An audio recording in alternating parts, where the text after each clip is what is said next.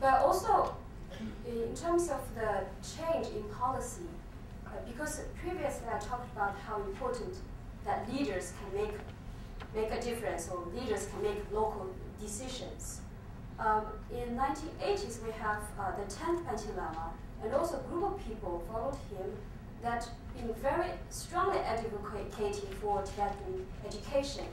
But he passed away in 1989. So in 1990s, we don't have that kind of strong figure there at the central level to push forward that kind of policies, or try to follow up with what has been established in 1980s, where it is relatively relaxed period. And then finally, it is the sort of the successful marketization of China's economy that give their confidence that, okay, see what Soviet Union has been, a mistake. We can have our own model. We can have our own solution for our minority issue. So that is one time they tried to come up with a new model. In 1989, there's a Chinese scholar, actually he's a very famous sociologist, come up with a model called pluralism within unity structure, or it is translated as one nation with diversity. So his idea is that in order to avoid what is happening in Soviet Union, let's build, because China has been following Soviet Union's model, not only minority policy, also other policies, and it has been on the way toward a multinational state building, which they think it is failed in the Soviet Union. So the direction is moving, according to this model, is toward building up a mono-national state. So you have one nation, but of course we have ethnic groups. And examples were drawn from the United States, how successful it is to have a melting pot model, so that the national unity will be hold together, will not fall. So according to his proposal, he suggests there should be a high level of Chinese national identity, also a lower level of 56 ethnic identities. Of course, this concept of Chinese nation, 中华民族, was not invented in 1980s or 90s. It was there before, before the communist government was in power. But it was really put forward and stressed since 1990s when they are in searching for a new model. According to the sociologist, that creating two levels of the identities will not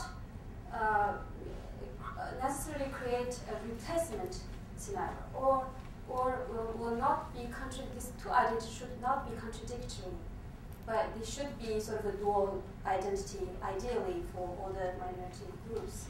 And with okay, I won't go on and remember. So in 1990s, we saw a lot of changes in the government official discourse about minority issue and policies. And even till today, that sort of national group in Chinese is called Minzu.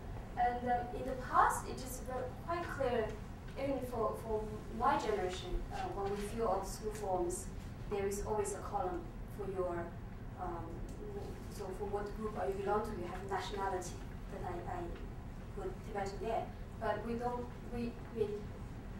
that was sort of the thing that is from the past, because nationality, now you can't have 56 nationalities, you only have one nationality. But then it was carefully translated as ethnic groups from 1990s.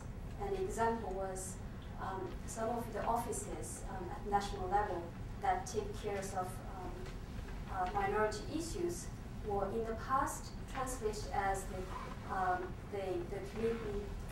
Committee for Nationalities Affairs. now translated as the Committee for Ethnic Affairs. So there is a change in that terms. What it means for Tibetans also, as well as the others, especially the ones who are living in a regional area, so having an autonomous regional area, bigger minorities like Uyghur, like Mongolia, Korean, and China. There is actually a downgraded status. You are no longer a national minority. Now it is an ethnic minority. What does that mean, those terms? What does those terms mean?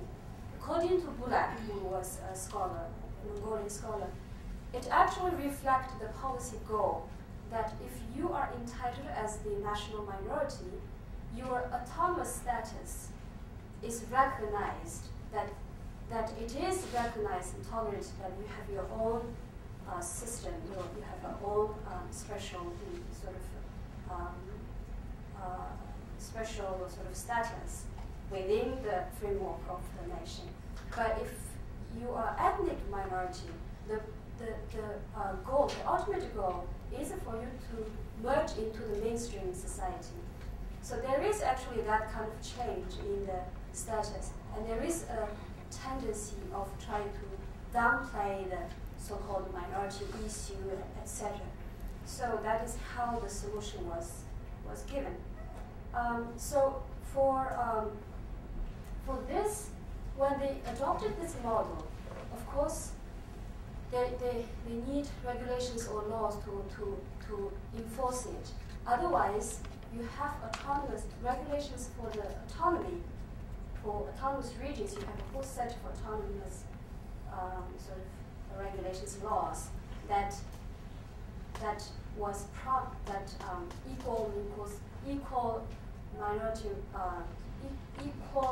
equality was promised, right? You have a whole set of policy that recognize the equality, and then now there is a change in the model.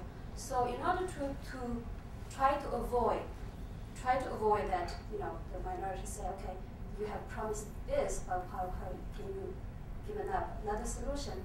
So laws has been revised according to this new model for minority policy. For the language issue, we have Article 3 of 2007 version that has been really stressing on promoting Putonghua as a common language. So from now on, from 2007, the law starting to refer as using common language more than, say, talking about minority language. So common language is really put forward at the center of the stage. That's so far for what I've talked about, the sort of the basic, not basic, but background, why there's policy change, etc., etc. And I will give you a case study of one of the Tibetan prefectures in Shinzong. The yellow part is where the autonomous region and also 10 autonomous prefecture and 3 autonomous county are there. And this is the map of Qinghai province, and the red color is where Yushu Tibetan autonomous prefecture is located. It actually is the biggest prefecture, and it has the largest Tibetan population within the province.